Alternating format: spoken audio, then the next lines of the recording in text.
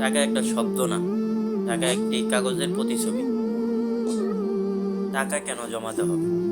তোমার ছোট আশা পূরণের জন্য টাকা লাগবে। কিছু খেতে মন চাইলে তা কিনতে টাকা লাগবে।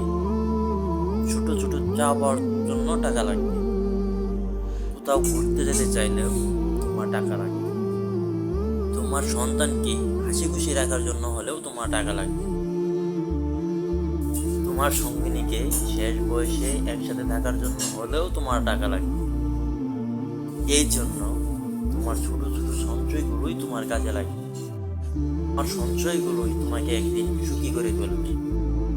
তুমি সুখী জীবনযাপন করতে চাইলেও তোমার টাকা প্রয়োজন হবে। তাই দেরি না করে আজ থেকেই তুমি অল্প অল্প করে সঞ্চয় করার চেষ্টা করো, যেন তুমি সুখে থাকতে পারো। একটা ছোট সঞ্চয়ই তোমার জীবন পাল্টে দিতে পারবে।